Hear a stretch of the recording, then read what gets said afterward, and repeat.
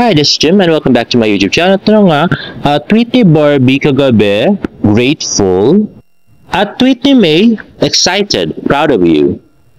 At next tweet nga ni Barbie Fortesa, nasa Villa de Este, Tagaytay siya. Ay wow, Sunday 5-kilometer uphill run is in this beautiful place. Grabe, napaka-sexy na nga ni Barbie. At tingnan niyo yung tiyan niya, nakaka-shape na. Oy, dabe. Grabe, magkaka-abs na yata si Miss Barbie Fortesa. Ayan na nga, the super athletic Miss Barbie Fortesa. Bagong buhay na nga siya. Grabe. At ito nga, yung kanya, ayan, 5.2 kilometers siya according to the Strava app. Grabe, ang ganda nga naman ng pathway nila, no? In fairness.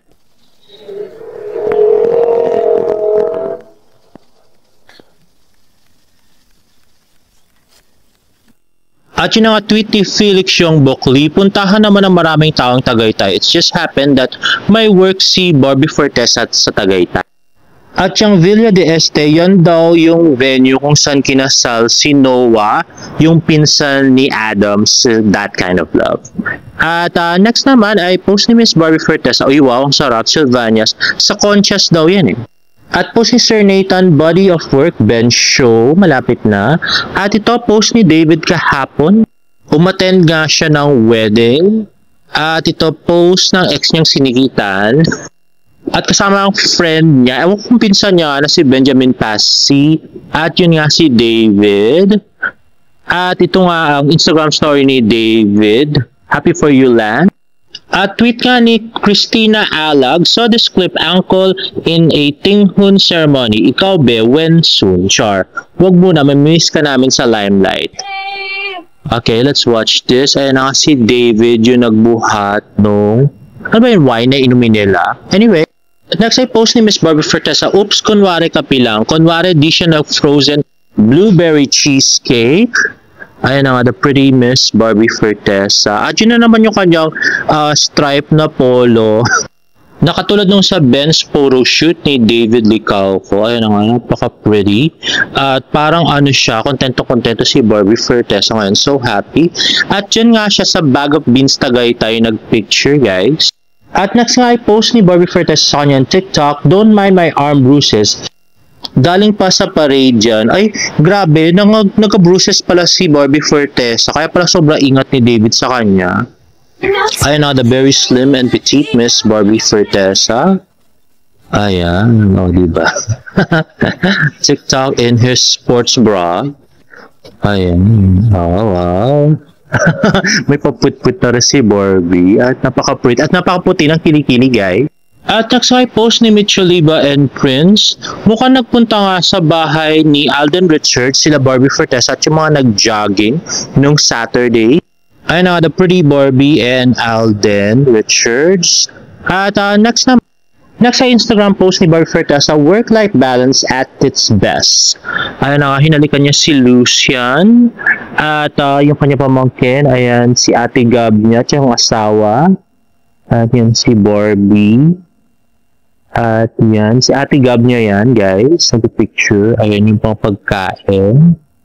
At sa Tagaytay ito. At yan, ayan yung blueberry cheesecake. At ito yung nilibre nila sa set nung kanyang movie. At ito si Miss Barbie Fortesa. At, ay, gusto ko itong picture na to. Grabe. Grabe, ang pretty niya dito, diba? Pero ba't may puti-puti yung dami? Ay, yung polvo.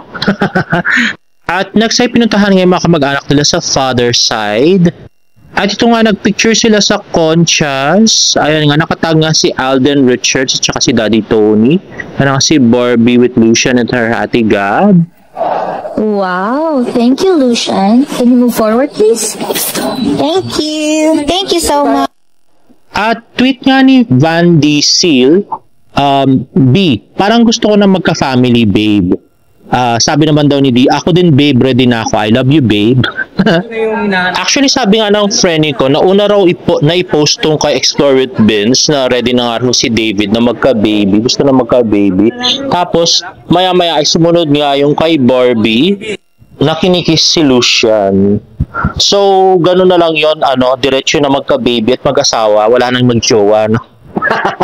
Mag-asawa na lang kaya. Ganun ba yun? Charot lang. At next ay post ni Barbie sa kanyang Instagram story, lights, camera, run. Are you ready? May 11, 2025. Ayun na, sponsored ng Myriad Entertainment yan ni Alden Richards. At mukhang sasama si Barbie Fortesa dito, in fairness. At meron mga iba na nagsiship na kay Barbie at saka kay Alden.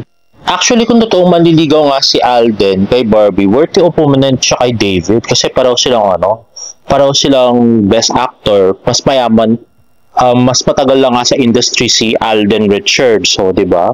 So, kung si Alden man or si David yung makatuluyan niya is jackpot pa rin si Barbie, di ba? Siya pa rin pinakamaganda.